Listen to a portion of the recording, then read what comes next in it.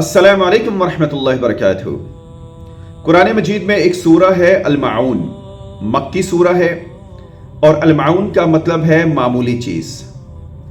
इस सूरा में अल्लाह रब्बुल इज़्ज़त नबी मुकर्रम मुहम्मद रसूलुल्लाह सल्लल्लाहु अलैहि वसल्लम को एक ऐसे शख्स की निशानियाँ या खसलतों के बारे में बता रहे हैं कि अगर वो निशानियाँ और खसलतें आपके अंदर भी मौजूद हैं तो आप समझ लीजिएगा कि अल्लाह रब्बुल इज़्ज़त डायरेक्ट आपके साथ मुखातिब हैं। वो निशानियां, वो खसलतें क्या हैं? अल्लाह रब्बुल इज़्ज़त कुरान पाक में फरमाता है, बिस्मिल्लाहिर्रहमानिर्रहीम, अरअयतल्लज़ी युकज़्ज़िबु बिद्दीन। ए मोहम्मद सल्लल्लाहु अलैहि वसल्लम, क्या आपने ऐसे शख्स को देखा है जो रोजे जज़ा को झुठलाता है, रोजे क़यामत का इनकार करता है, डे ऑफ जजमेंट को नहीं मानता? उसका ईमान ही नहीं है कि वो एक दिन ऐसा आने वाला है कि जब उसने अल्लाह रब्बुल इज़्ज़त के सामने खड़े होकर जवाब देना है। यानी कि उसका ईमान ही नहीं है कि कयामत भी बर्पा होगी। और यहां पे लफ्ज पर गौर कीजिएगा, दीन का लफ्ज इस्तेमाल हुआ है और ये दीन इस्लाम के लिए भी इस्तेमाल होता है और दीन रोजे कयामत, डे ऑफ जजमेंट के लिए भी इस्तेमाल होता है। जैसे सूरह फातिहा में है, मालिक यौमिद्दीन, रोजे जज़ा का मालिक। तो इसमें और क्या खसलतें हैं, आपने इनको गौर से सुनना है। नंबर एक तो यह हो गया कि उसका कयामत के दिन पर ईमान ही नहीं है। नंबर दो कि वो यतीमों को धक्के देता है। नंबर तीन, मसाकीन को, नादारों को खाना खिलाने की तरगीब नहीं देता।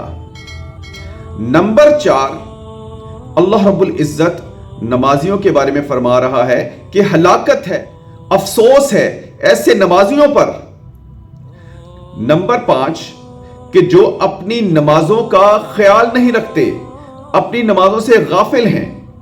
किस तरीके से गाफिल हैं? अल्लाह रब्बुल इज़्ज़त इतना क्यों नाराज हो रहे हैं नमाजियों के ऊपर?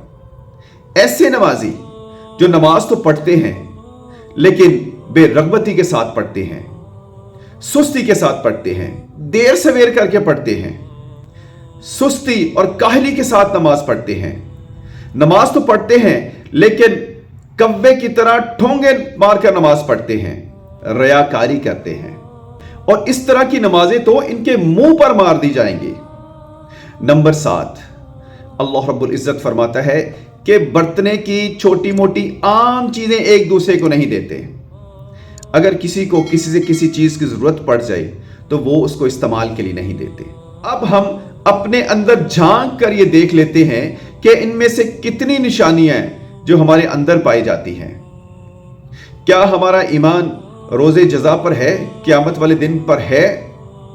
अगर है तो हम यतीमों को धक्के तो नहीं देते, हम मसाकीन को खाना खिलाने की तरगीब दिलाते हैं।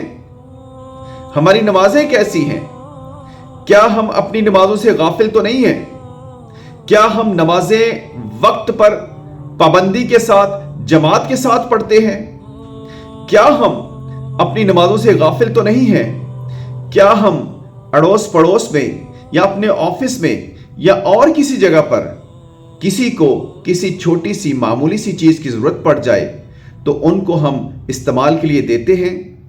ये सारी की सारी चीजें हमने अपने अंदर तलाश करनी है। अल्लाह रब्बुल इज़्ज़त से दुआ है कि अल्लाह रब्बुल इज़्ज़त हमें जब तक जिंदा रखे, इस्लाम पर जिंदा रखे और जब मौत दे तो ईमान की हालत में मौत दे।